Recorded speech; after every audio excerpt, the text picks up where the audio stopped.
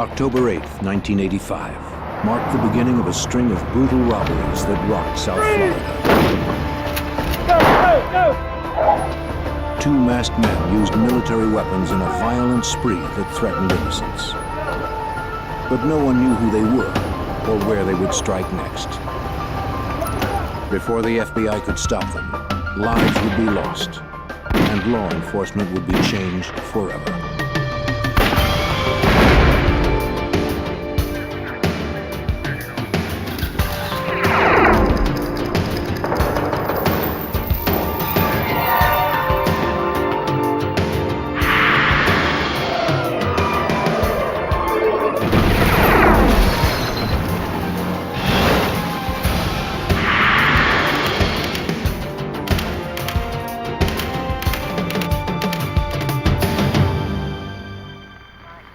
In Miami, a gang of robbers targeted banks and armored cars.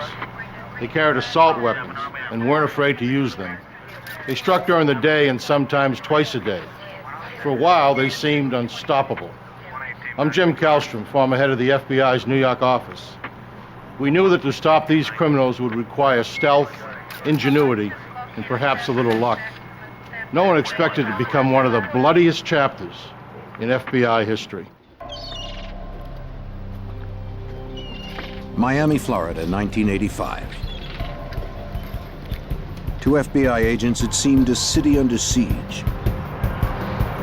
Each week, there were 3 to 5 bank robberies. Kidnappings, major drug deals, and shootings were everyday occurrences. But just when it seemed things couldn't get any worse, a new breed of outlaws hit the streets and turned the Miami crime wave into a war.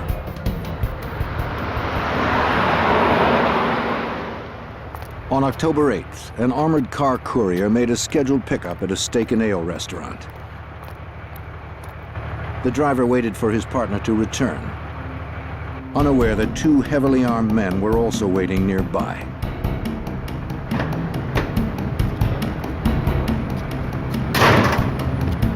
As the guard approached the rear of the truck, the gunman advanced with military-style precision. Hold it! Come out! I can't. Open the door. Tell him to open the door. The driver refused to open his door. He drove away, following company policy.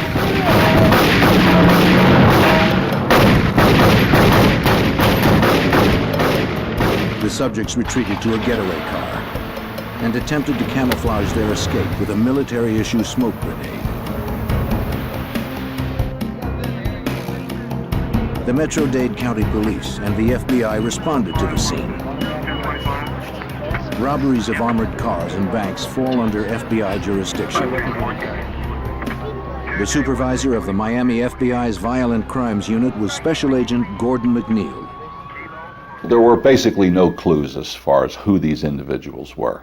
We had absolutely no idea, no way to go. No one had seen them without the black hoods over their faces. They wore gloves on both hands. One piece of information witnesses did provide was the license number of the getaway car. Agents tracked the number and learned the car had been stolen a month before. But the lead was a dead end. The robbers had escaped with only $2,800. But their use of military weapons and commando tactics convinced Agent McNeil they would probably strike somewhere in Miami again. But where and when? The answer came just 8 days later. At a busy supermarket on South Dixie Highway, another armored car arrived to make a scheduled pickup. A courier returned to the truck with several money bags filled with cash and receipts.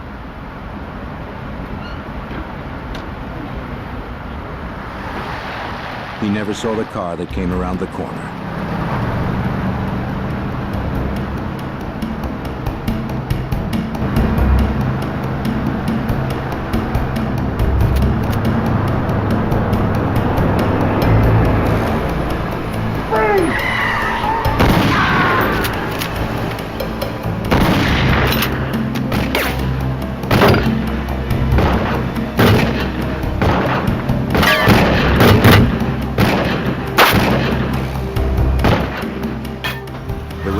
escaped empty-handed.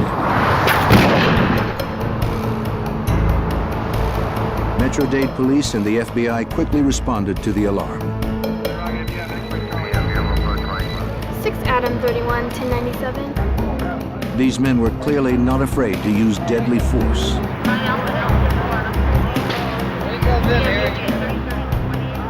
The courier would later die from his injury.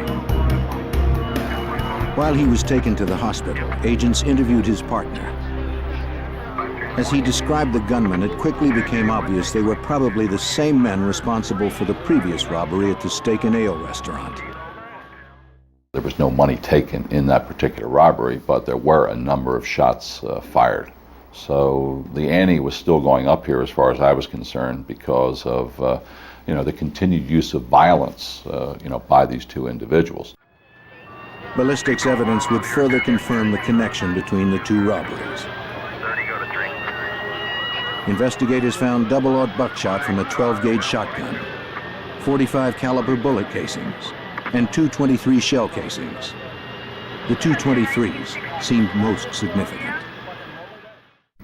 And the identification division of the firearms unit of the FBI laboratory compared those two shell casings and said they were fired from the same weapon.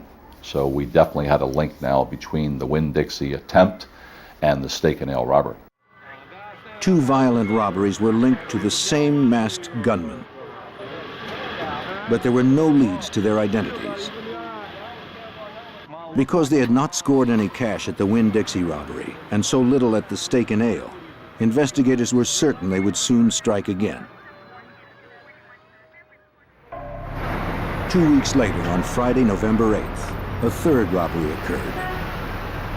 This time a bank job at the Florida National Bank. As a teller and a guard walked from the main building to the drive-thru, two masked gunmen emerged from a car.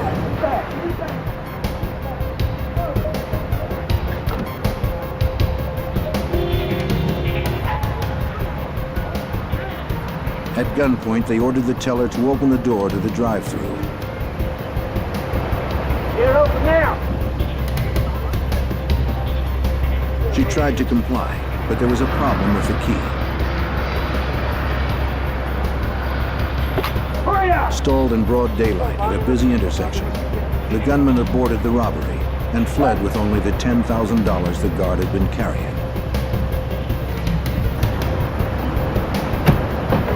Within minutes, local authorities and the FBI Violent Crimes Unit responded to the scene of the crime.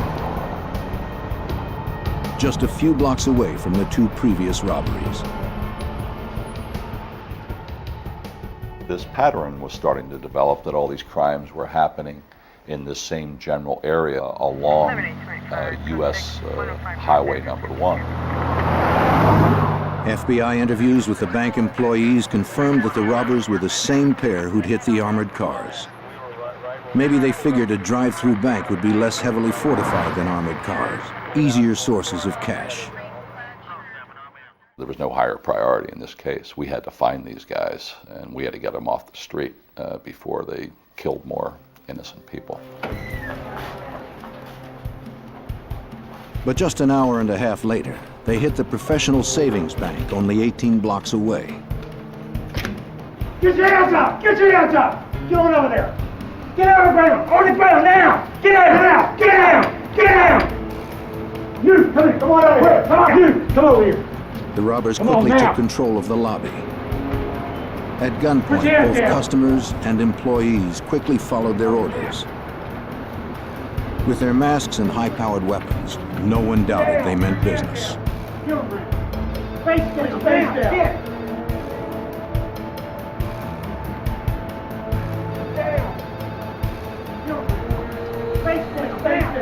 This time, they scored big.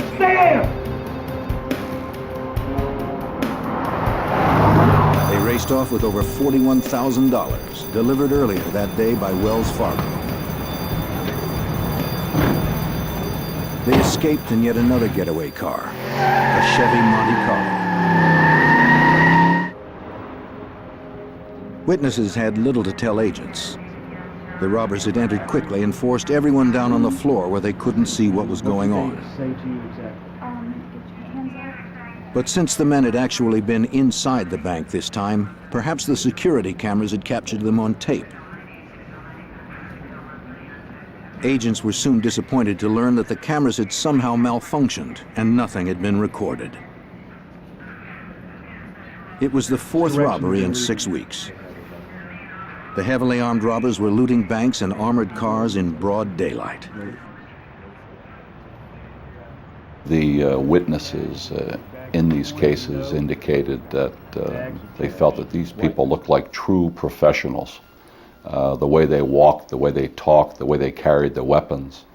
And I truly believed up until when we finally found out who they were, that we could very easily have been dealing with police officers here or very recent ex-military.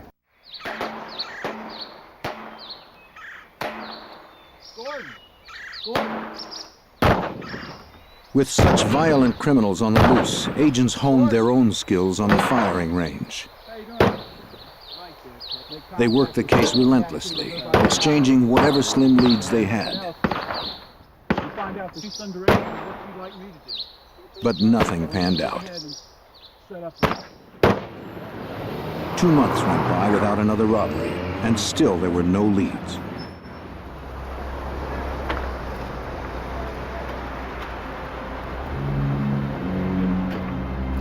On Friday, January 10th, 1986, William Roberts prepared to make a transaction at the Barnett Bank, just as an armored truck was unloading outside.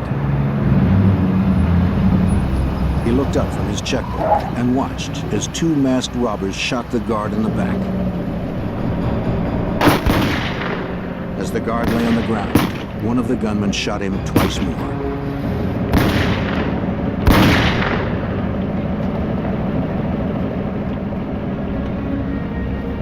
This was the robbers' 5th heist in just 3 months, and another big hit.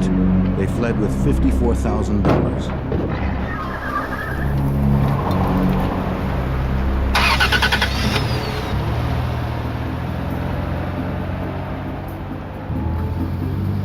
William Roberts trailed the men for blocks. Though he maintained a safe distance, Roberts worried the thieves knew he was following them.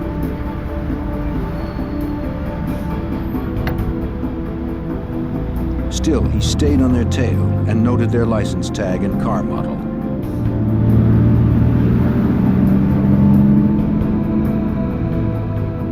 He tracked them to a parking lot where they pulled in next to a white pickup truck.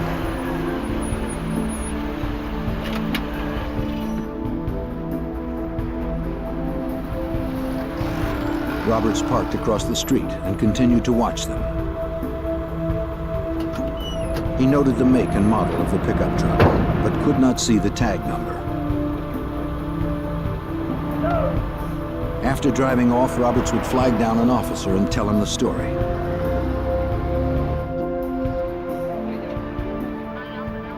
The FBI responded to the scene and interviewed bank employees.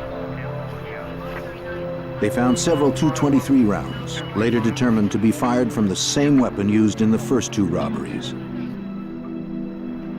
Nearby FBI agents examined the getaway car the robbers had left behind. But William Roberts was the star witness. Thanks to Roberts, the FBI had the first big break in a 3-month string of violent robberies. A check on the license tag of the getaway car revealed the car was registered to a man named Aureliano Brielle. Agents prepared to pay him a visit. Since the car had never been reported stolen, they suspected Brielle was involved in the crimes. They dressed for safety.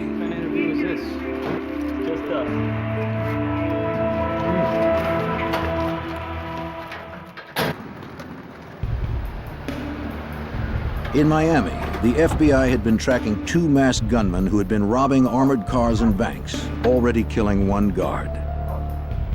Now agents had located the registered owner of one of the getaway cars. On January 14th, Special Agent Morellis and a partner arrived at the home of Aureliano Brielle, the registered owner of the car. A woman opened the door. Special Agent Morellis now works undercover and wears a hood to protect his identity. She asked me if I was there about her son, and I said yes, I was, as a matter of fact. She said, well, my son Emilio has been missing. Mrs. Brielle's husband came to the door and they invited the agents to come into the house.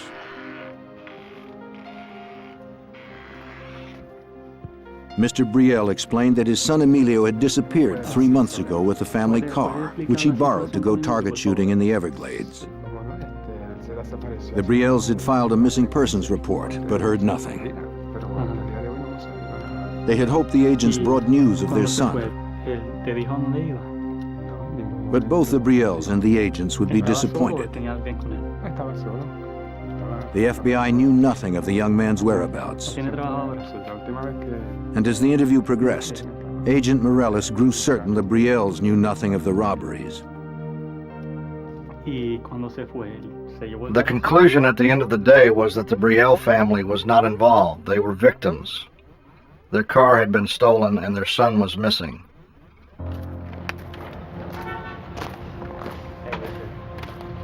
The Metro-Dade Police Department processed the Brielle's car with FBI agents observing. But evidence technicians found no fingerprints or anything else to advance the case.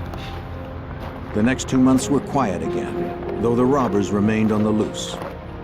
Agents worked other cases as they continued to mine every possible resource for clues. Then on March 14th, Special Agent Ben Grogan told a skeptical Agent Morellis about a newspaper article he believed was related to the case. I guarantee it, that car right The article reported the attempted murder of a man named Jose Collazo 2 days earlier. 2 men had shot Collazo multiple times. Then they had stolen his gun and his car, a black 1982 Chevy Monte Carlo. Guarantee I'm right. Grogan swore that the vehicle would be the bank robber's next getaway car. While it seemed to some agents nothing more than a hunch, they respected Grogan. Car and disappeared. Shot him 4 times with the arm, through the face. At 53, he was a career agent with 25 years on the job, including time as a SWAT team leader. Is he still alive? Yeah, he got up, walked 1.5 miles to a convenience store, made a phone His colleagues called him the doctor because he could do jobs no one else could do. What do you think? Check on these plates. So they took a chance on his hunch. Get on it. Good job. Mr. Collazo, tell me what happened. These 2 guys. Grogan and another agent visited Collazo in the hospital. They were 2 white males. 2 white males. Collazo was in rough shape, with wounds to the side of his head, his arm, and his back. But he managed to tell the story of his nightmarish afternoon in the Everglades. Oh my God, there's a car and... Collazo had gone to a recreational trail near a lake, where gun owners often practice target shooting. He was firing his .22 when 2 men drove up beside him. How you doing?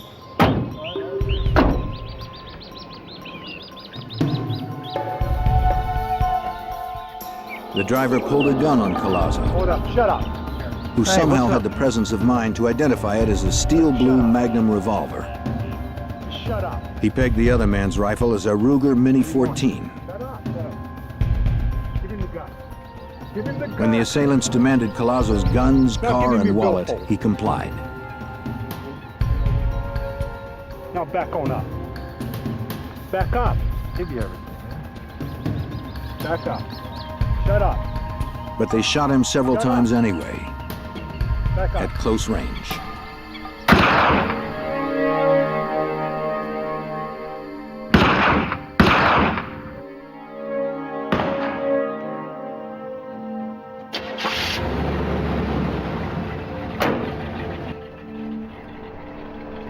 Then they left, taking Collazo's Monte Carlo and their own F-150 pickup truck.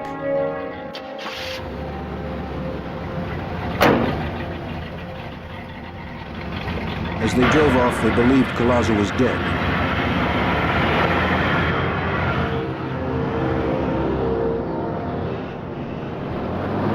He was just waiting until the shooters were gone. Then he would rally what little strength he had to survive.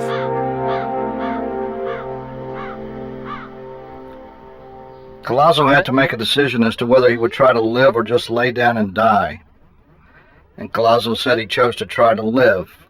So he picked himself up out of that lake and walked almost a mile after being shot 3 times to seek help.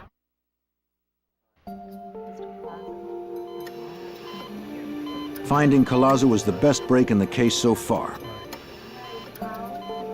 He provided the single clue no witness until now could offer: a description of the suspects' faces. They had not worn masks when they assaulted him. Using Collazo's description, a Dade County police artist drew composite sketches of his assailants. The drawings would be made into posters with information about the suspects and their crimes, plus the warning that both men were heavily armed and extremely dangerous.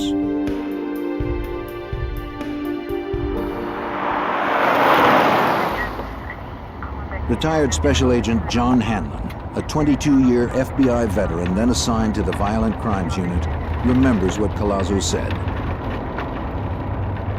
Collazo was able to give a description of the guys. He told us about the white pickup truck.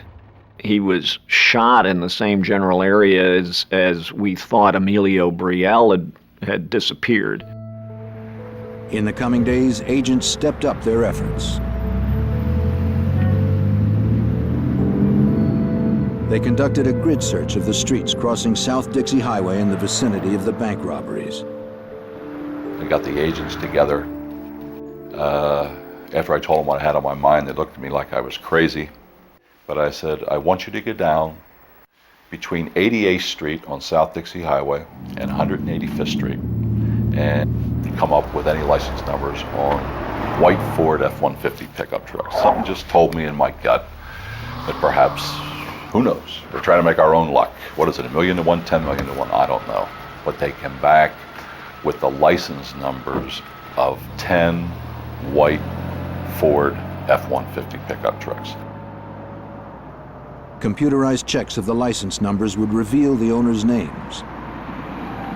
Agents would then request driver's license photos from the Department of Motor Vehicles. Perhaps if Collazo saw the photos, he could identify the truck's owner.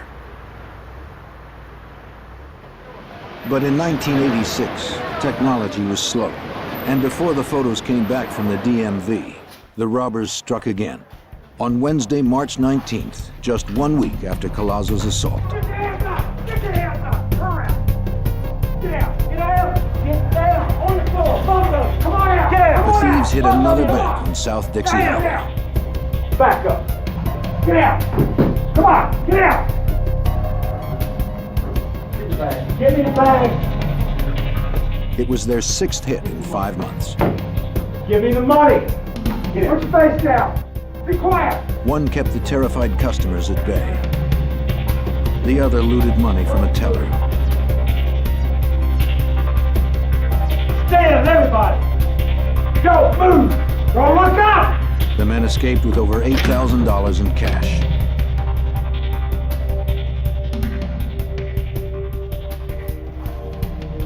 As customers and employees recovered from the assault, an off-duty customs official who had seen the robbers flee called police.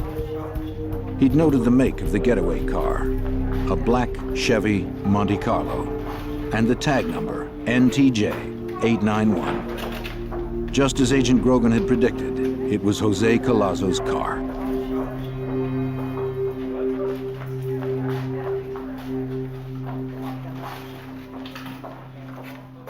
They didn't even change the tag. And we're not really sure whether they were, well, we're pretty sure they weren't that stupid, but we speculate that in their minds, you know, they were these hard men. And we think that they were probably just saying, hey, in your face, police, you know, come and get us if you can. Investigators learned little of value from witnesses. At this bank, the security cameras had filmed the entire robbery. But the videotape was of little use. The camera's lenses had captured little more than unidentifiable masked bandits. There was little doubt these robbers planned each hit carefully. It appeared to me that they were doing surveillance of the banks prior to some of the robberies, because on most occasions they robbed the bank within 10 minutes of delivery of a cash shipment by an armored car company. So they were waiting until the cash was inside from the armored car company and then hit the bank. On April 10th, Gordon McNeil and Ben Grogan discussed the case at firearms practice, sifting for any clues they may have overlooked. It had been about 3 weeks since the last robbery. There were no clues to the thieves' identities, but McNeil detected a pattern. You're always looking in law enforcement for patterns of crime, things that seem to happen on a consistent basis. And the only thing that we had gone in these cases was this significant pattern that developed, always on Friday between 9 and 12, hitting the same banks multiple times, always in the same 40 square block area, always along South Dixie Highway. Agents planned a surveillance for the next day. They would fan out to patrol the area where the robbers had struck so often. Hey guys, you got a minute? Yeah. Unit Supervisor Gordon McNeil personally led the operation. Everybody will leave from that location. So we just couldn't wait for them to rob another bank. We had to get out there and we had to make our own luck, and maybe we could find them. Start watching for the vehicle. You come across Agent Hanlon remembers what happened next. put it into play, hopefully it'll work out. Eddie Morales walked over and said, "Hey, let's go down there." And I thought, well, what the heck, So as a whim, there was no pressure to go or anything of that kind. I certainly had enough to do, and I liked Eddie, and I figured, well, we'll go on down there, we'll ride down, and rather cavalierly, and spend some good times with Ed, and we'll take it from there. Many believed it was a long shot, but 14 Miami FBI agents met in a parking lot at 8:45 a.m. on Friday, April 11th, 1986. They would surveil a 53-block grid along South Dixie Highway, where 2 commando-style gunmen had pulled off 3 bank robberies and 3 armored car heists in 6 months. The suspects were described as white men, of medium build, one with a handlebar mustache, both about 30 years old. They were heavily armed and extremely dangerous. They might be driving a black Monte Carlo, license number NTJ 891. After a robbery spree that had lasted 6 months, Miami FBI agents went on the offensive in search of 2 killers, possibly driving a black Monte Carlo. They met to patrol an area where the 2 armed robbers had used military tactics to hit armored cars and banks.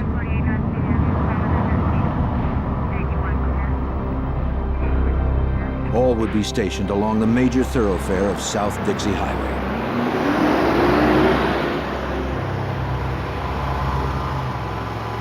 Agents Ben Grogan and Jerry Dove were on their way to stake out the Barnett Bank when the impossible happened. A car that fit the description of the suspect's vehicle pulled directly in front of them. In disbelief, Agent Grogan advised all units of what he saw. Attention all units, we're behind a black vehicle. Gordon McNeil remembers the call. Grogan was not an emotional person. Nothing could get Grogan excited, and I still remember his voice. He said, "We are behind a black Chevrolet Monte Carlo, Dade, Florida tag, NTJ 891. He said, "That's the tag, isn't it, Gordo?" I mean, he was just incredulous. Agents Morales and Hanlon were stationed at the Professional Savings Bank when they heard Grogan's call. They began to search for their colleagues. Hanlon was driving, with Morellis working the radio. Hanlon tried to get a gauge on Grogan and Dove's location. And I remember saying to Eddie, call Ben, tell him to start calling the cross streets so we'll know how close we're getting. Before Eddie had a chance to go on the air, Ben starts calling off the cross streets, and we're hitting those cross streets, one after another, so we were real close to them. After proceeding south for several blocks, Hanlon and Morellis closed in behind them. The robbers soon suspected they were being followed. Whether they knew their pursuers were FBI or not, the suspects wanted to lose them. They took a right turn on 117th Street into a residential neighborhood, quiet at this time of day.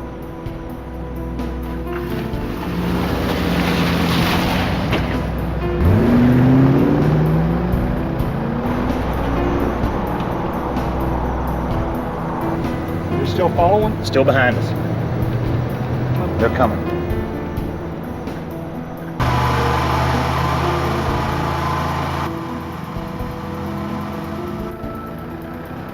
They turned right again, trying to lose the tail.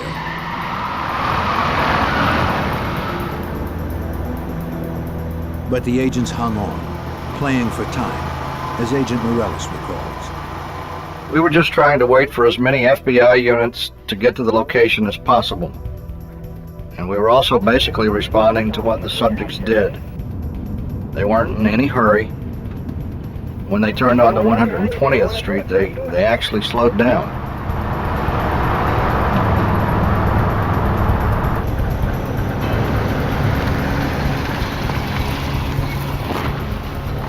The caravan continued on, with the agents always concerned about endangering innocent bystanders.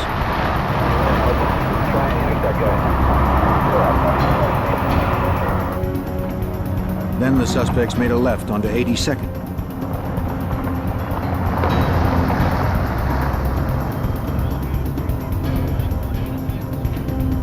It appeared they were heading back to the busy highway, where civilians would be at risk should a confrontation turn violent.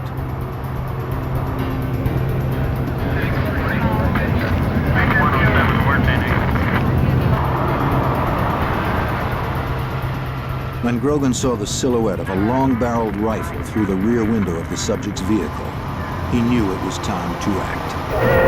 Tell any car stop, let's do it. It was clear the suspects were preparing to do battle.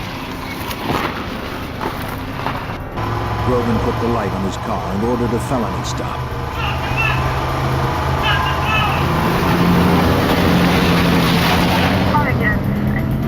Grogan pulled alongside the suspect's car and ordered them to stop. The suspects ignored the order, and Grogan pulled ahead of them, blocking their escape.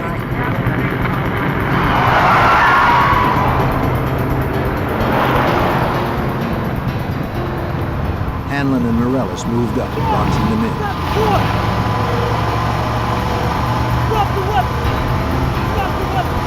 The sight made an indelible impression on veteran agent John Hanlon. And I'll never forget the man's face. I could pick him out today. He looked like your basic Western bad man. He looked very, very determined. It seemed the suspects were as desperate to prevail as the agents who pursued them.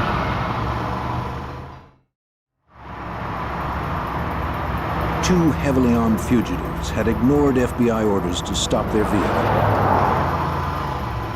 Special agents now tried to force them to comply.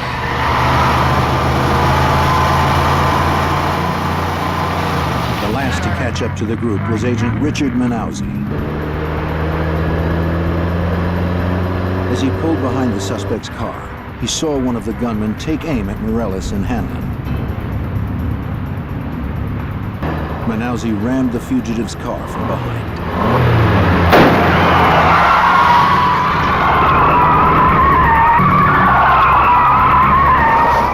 They swung into a U-turn, and then Manauzi was able to hit him again and knocked him over into this parking area up against some cars over there.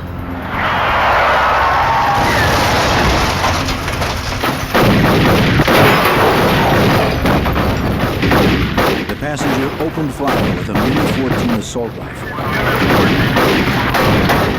Outgunned, Agent Manauzi crawled to cover. Agent McNeil arrived seconds later, firing at point-blank range.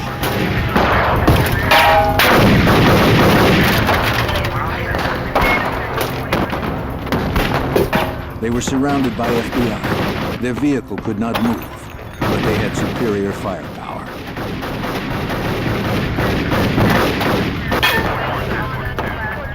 And they refused to surrender.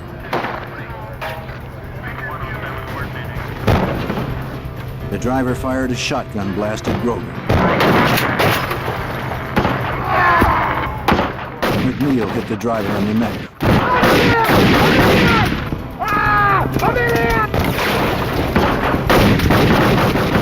But the semi-automatic kept pumping out the rounds until one finally caught McNeil in the hand.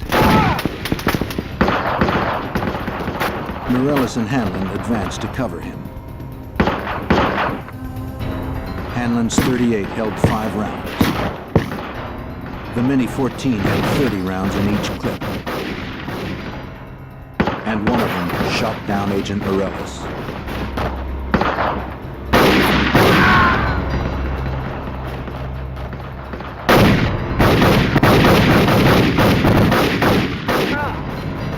It was all one continuous recollection.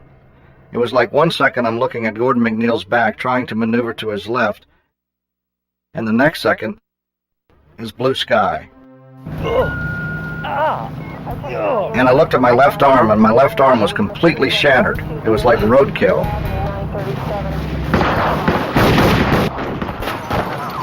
His partner was down, but the shooter kept on firing.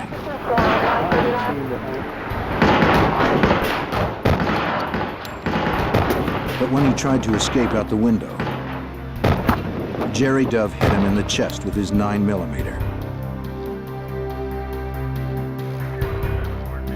But to Dove's horror, the man shot McNeil in the neck. I couldn't move my upper body, I couldn't move my arm, and I couldn't move my legs, so I assumed that I was totally paralyzed at that particular point. I couldn't move. 2 more FBI agents arrived and joined the gunfight.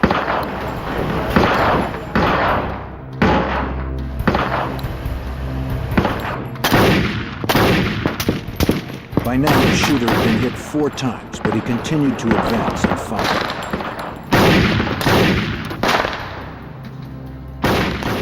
He just made up his mind that he was gone down, he was gone out, and he was going to take as many of us with him as he possibly could.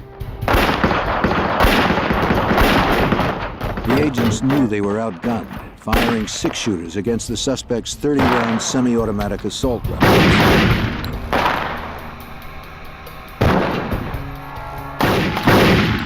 Dove and Grogan were forced to retreat behind their car to reload. Hanlon too reloaded. But the shooter kept on coming.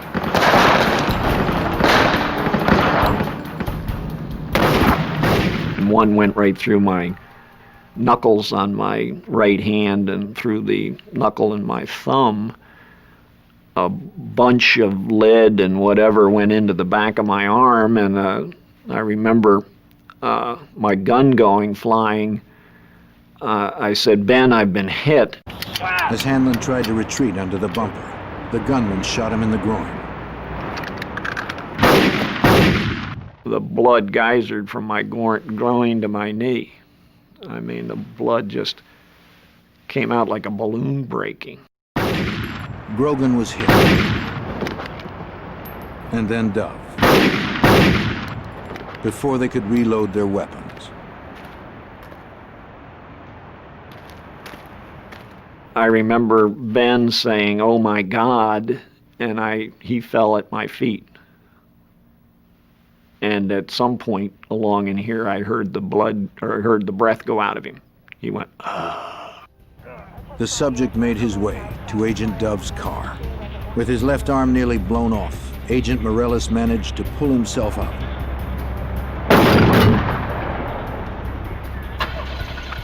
The shooter was trying to flee, and Morales had to stop him.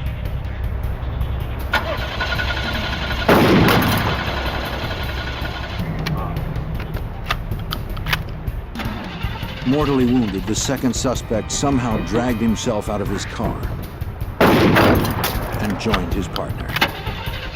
If the car started, Morales knew they could only go in reverse and back over the fallen agents. Eventually, I just got angry because I knew internally that I was dying, and my one last thought was, hey, if I'm going to die, I'm going to take these guys with me. I'm going to make sure that they're dead.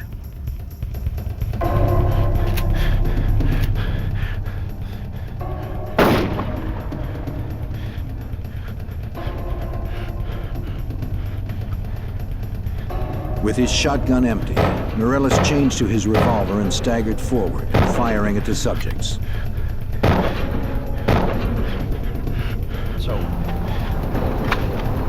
Morales' shots lodged in the men's spines, killing them both. It was a violent end to the lives of two violent men. Just a few minutes after it began, the bloodiest firefight in FBI history ended in tragedy. 2 agents were dead and 5 wounded. 2 suspects still unidentified had also been killed. Over here! Hurry up! Hey, let's have a killing me, man!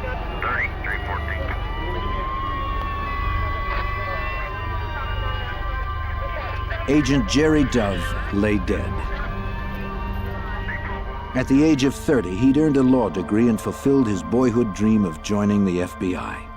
He wanted to make a difference and had given his life trying.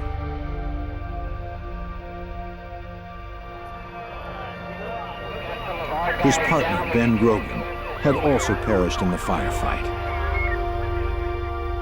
He had been just 1 year away from retirement when his wife could finally have stopped worrying about her husband's dangerous career.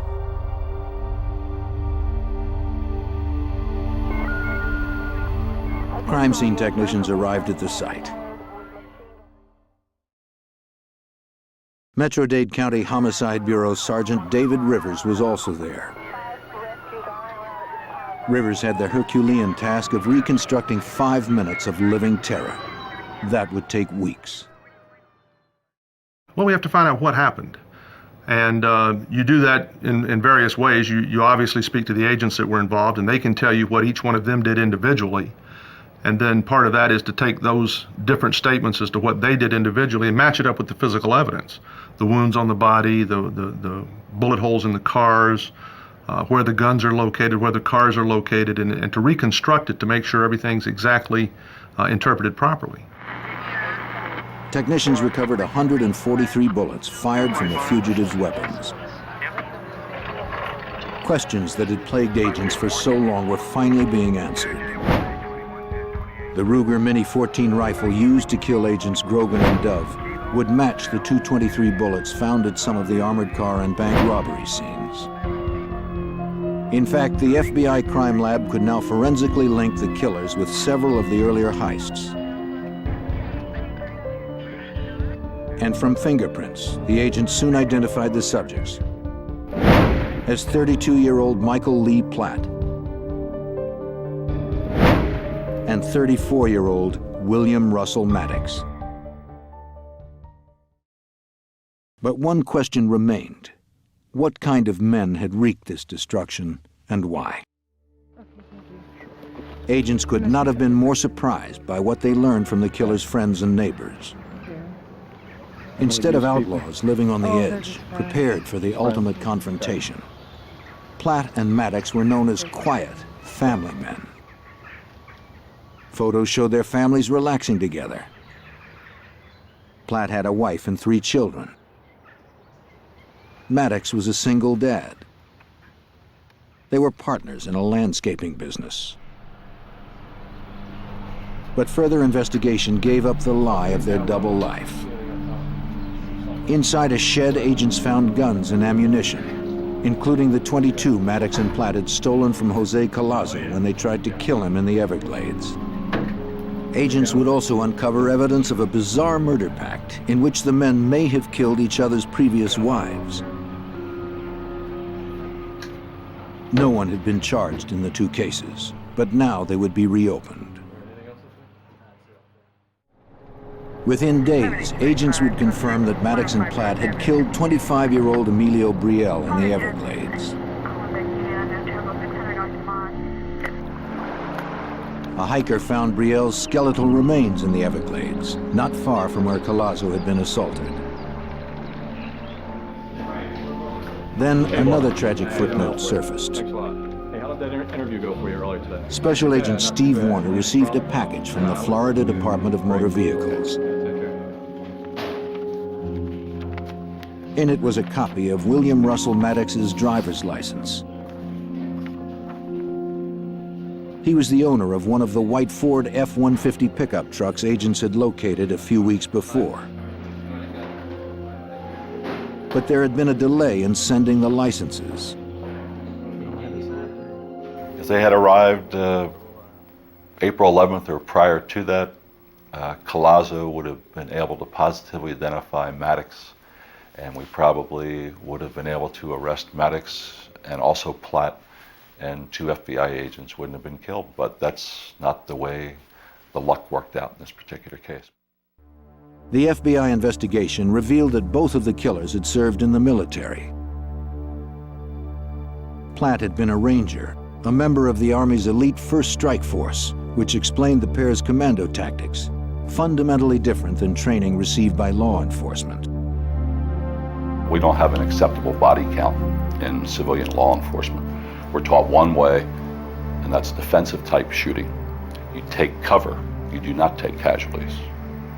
And then you look at the way Platt reacted that day. He reacted in a military fashion. He had the heavier weapon. He had the Mini 14 with a 30-round capacity. His back was basically against the wall. He had no place to go, so he advanced forward on our position, laying down suppression fire, and ambushed Grogan and Dove, who were behind the car. As agents finally put the pieces together, a frightening portrait emerged of 2 formidable adversaries.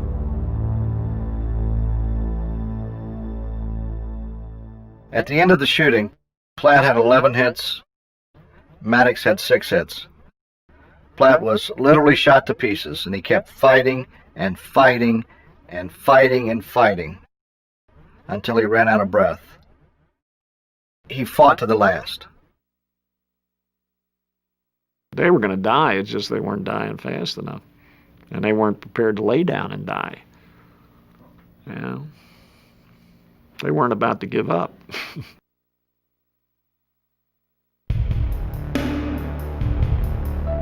Out of this tragedy came some positive changes that have improved the safety of all in the law enforcement community. Agents and officers now carry more powerful weapons, and their training better prepares them for violent confrontations like the one on April 11, 1986.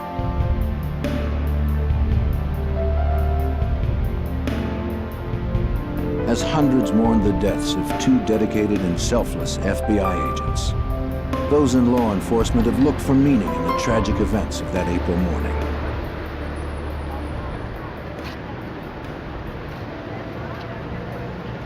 Over the years, Gordon McNeil has found some resolution. The story's not Platt and Maddox. It's not important who they were. It's important to recall the courage that was shown by the agents that day, and the FBI. They did their job.